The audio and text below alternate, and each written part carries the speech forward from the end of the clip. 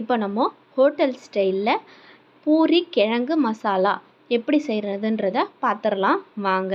அதுக்கு 3 உருளைக்கிழங்கை நான் குக்கரில் வேக வச்சு எடுத்துக்கிறேன். இப்போது கடாயில் எண்ணெய் ஊற்றி எண்ணெய் சூடானதும்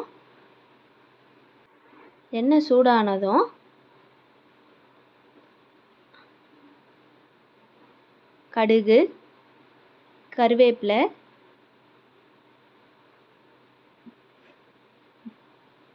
கடலைப்பருப்பு. ஹோட்டல் ஸ்டைலில் அந்த இதில் வந்து கண்டிப்பாக கடலைப்பருப்பு இருக்குங்க. கடலைப்பருப்பு 1 ஸ்பூன் போட்டிருக்கேன். அது நல்லா கடலைப்பருப்பு வந்து நல்லா வறுபட்ட உடனே நம்ம வந்து இப்போ என்ன பண்ணுவோம் பார்த்திங்களா, வெங்காயத்தை சேர்த்துக்கலாம். பெரிய வெங்காயம் தான் அதில் சேர்த்துருப்பாங்க. பெரிய வெங்காயம், அப்புறம் 2 பச்சை மிளகா, அவ்வளோதாங்க. இதுக்கு காரத்துக்கு வேறு எதுவும் நம்ம சேர்க்க போகிறதில்ல. பெரிய வெங்காயத்தையும் 2 பச்சை மிளகாவையும் நம்ம வந்து சேர்த்துக்கிறோம். நல்லா சேர்த்துட்டு இப்போ இது வந்து வெங்காயம் நல்லா வதங்குற வரைக்கும் நல்லா வதக்கி விடுங்க. நல்லா பொன்னிறமாகி வெங்காயம் சுருண்டு நல்லா பொன்னிறமாகி வரணும்.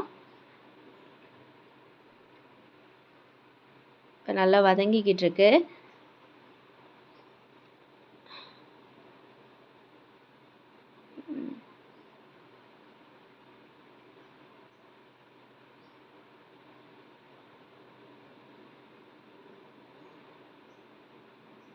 நல்லா நீளமாக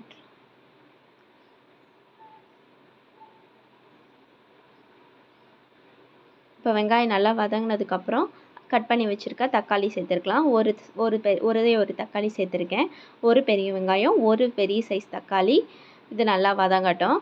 இப்போது தேவைக்கேற்ப உப்பு சேர்த்துக்கிடலாம்.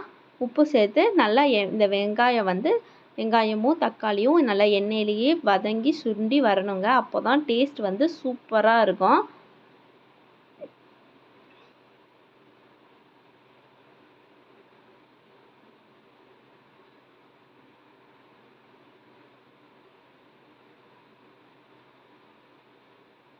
இப்போ நம்ம வந்து தேவைக்கேற்ப மஞ்சள் பொடி சேர்த்துருக்கோம். மஞ்சத்தூள் சேர்த்ததுக்கப்புறம் நல்லா கலந்து விட்டுக்கலாம். கலந்து விட்டுட்டு இப்போது வேக வைத்த உருளைக்கிழங்கை நல்லா மசிச்சு வச்சுருக்கேன். நல்லா கையில் நல்லா மசிச்சுக்கோங்க. அதை வந்து மசிச்சு வச்சதை ஒரு கிளறி இருக்கிறேன்.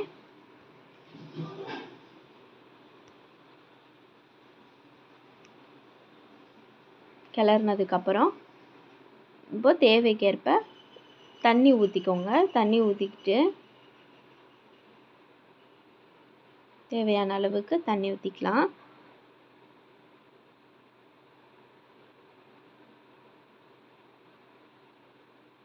போதுமான அளவுக்கு தண்ணி ஊற்றிட்டு நம்ம வந்து இதை வந்து நல்லா தண்ணியில் நல்லா ஒரு கிண்டி விட்டுறலாம்.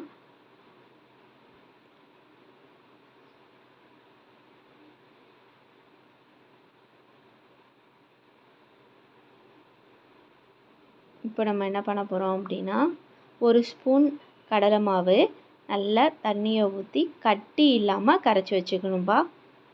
கட்டி இருக்கக்கூடாது. இது ஏன்னா அப்புறம் நம்ம அதை சூடான அந்த ஒரு இதில் ஊற்றும் போது அது கட்டியாக அப்படியே நல்லா நிற்கும். ஸோ கட்டி இல்லாமல் நல்லா கரைச்சி வச்சுக்கோங்க.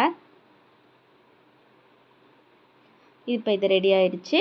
இப்போ வந்து நம்ம இதை வந்து உருளைக்கிழங்கு மசாலாவில் ஊற்றிடலாம்.